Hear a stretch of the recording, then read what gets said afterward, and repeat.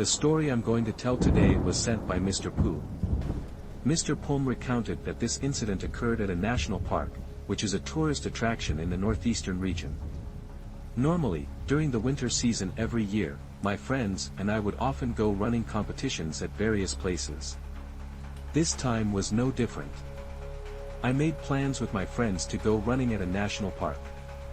We chose to take a day off on a weekday to avoid competing for camping spots and bathroom facilities with the large number of tourists on weekends. By the time we arrived at our destination, it was already late evening. Being winter, the sky darkened quickly. It was either good luck or bad luck that we happened to encounter a family of wild elephants walking on the road, causing us to stop the car and wait for them to pass. It took quite a while. By the time we reached the central camping area, the sky was completely dark. We hurried to set up our battery-powered lights to illuminate the area for pitching our tents, as the campsite was quite far from the park office. The lack of lighting meant that experienced campers knew to bring their own lighting equipment. After setting up the lights, we pitched a large tent that could accommodate 8 people, though we were only 6. This left extra space for storing our belongings, especially items that needed to be kept secure from the cold. Personally, I can't sleep without showering first, no matter how tired or cold I am. At that time, none of the others wanted to shower. The temperature was very low, around 17 degrees Celsius, so I had to shower alone. As I mentioned, we came on a weekday, so there weren't many tourists. The distance from our tent to the bathroom was quite far. As I was walking to the bathroom, I heard footsteps following me. I felt relieved thinking someone else was going to the bathroom too. I was about to turn around to greet them, but when I did, I saw no one. I thought I must have misheard and continued walking.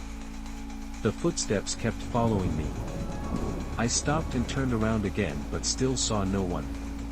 When I resumed walking, I suddenly saw a tall man walking in front of me. I couldn't recall when he had overtaken me. At this point, I wasn't thinking about ghosts at all. I was actually glad to have company. I followed this man for a while until he turned onto a path that didn't lead to the bathrooms. I assumed he might be going to urinate in the bushes. Suddenly, to my shock, the man disappeared into a large tree right before my eyes. I stood frozen in disbelief, then decided to return to the tent without showering. As I walked back, I could hear footsteps following me again. This time, I chose not to look back. My friends were surprised to see me return so quickly. I chose not to tell them what I had experienced, not wanting to spoil their fun. I just said I changed my mind about showering because it was too cold. The night passed without any further unusual incidents. The next day, we went on a night safari to observe wildlife. Let me explain that the vehicle we used was a regular pickup truck, likely belonging to locals authorized to provide services to tourists.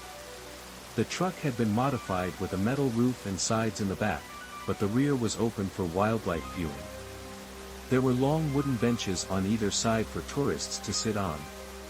Since there were only 6 of us, we had the truck to ourselves.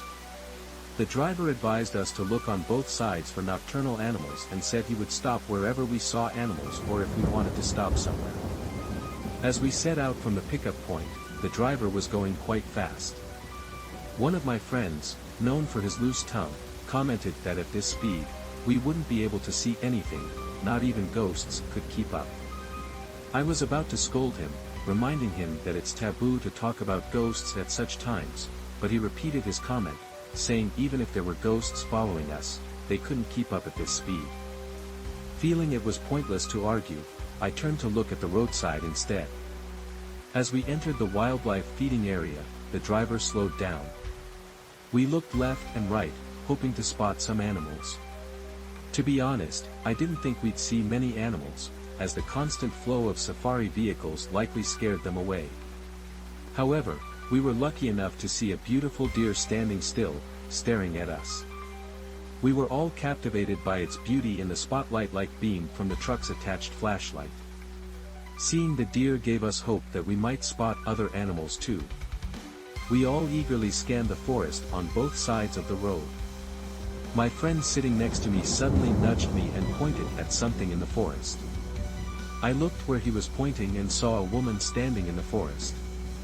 Even as we drove past, the woman remained at the same distance, as if moving along with the truck.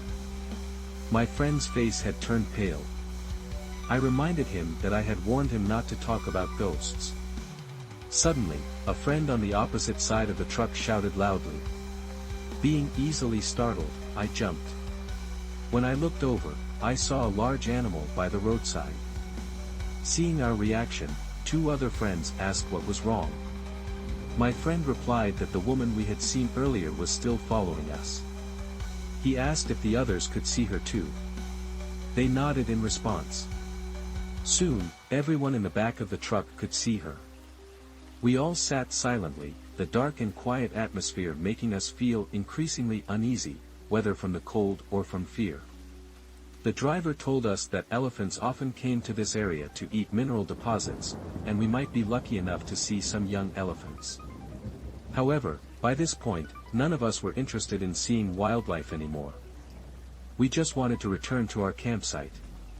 We told the driver we didn't want to see elephants and asked to go back. Suddenly, the woman we had seen in the forest appeared standing in the middle of the road, less than 5 meters from the back of our truck. She was wearing white, with long hair covering her face.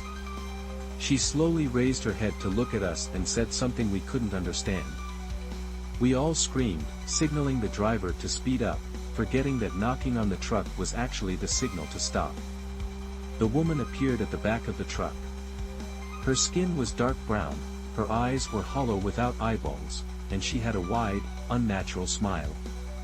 We shouted, "Ghost! Ghost! Go away!" The driver heard us and sped up.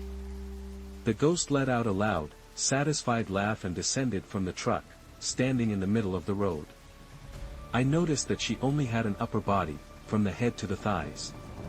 Then she turned into a dark shadow and disappeared into the forest. I felt like I was about to faint, my hair standing on end, my body shaking uncontrollably. When the truck stopped at the passenger pickup point, the driver quickly got out and asked us what had happened. No one said a word. We all stood there, shaking, our hair disheveled, looking like we had truly seen a ghost. We returned to our tent and immediately went to bed without saying a word. No one dared to go to the bathroom. We all huddled together in one corner of the tent. That night, I tried to sleep but couldn't. Every time I closed my eyes, I saw that woman. The others couldn't sleep either. We kept hearing strange noises throughout the night. I decided to get up and told everyone I was going to get my amulet from the car. One friend volunteered to accompany me. When we opened the tent and looked outside, the camping area was pitch black and eerily quiet. We could only see the distant lights from the tourist service point. As my eyes adjusted to the darkness, I saw someone standing in front of our tent. We quickly closed the tent and went back inside, startling our friends who were already on edge. I then told them about the man I had seen disappearing into a tree the previous night. I also told them that the same man was now standing in front of our tent. We huddled closer together in the center of the tent. That night, none of us slept at all, as we kept hearing footsteps circling our tent throughout the night. As soon as dawn broke, we hurriedly packed up and left. I believe that every place has its hidden mysteries, and it's just a matter of who is lucky, or unlucky, enough to encounter them. But for me, I think if we hadn't talked about ghosts that night, we might not have experienced such a terrifying encounter that has left us all afraid of ghosts to this day. And that's the whole story. If you enjoyed it, please like, share, follow, and hit the notification bell to be alerted when new stories are posted. Thank you.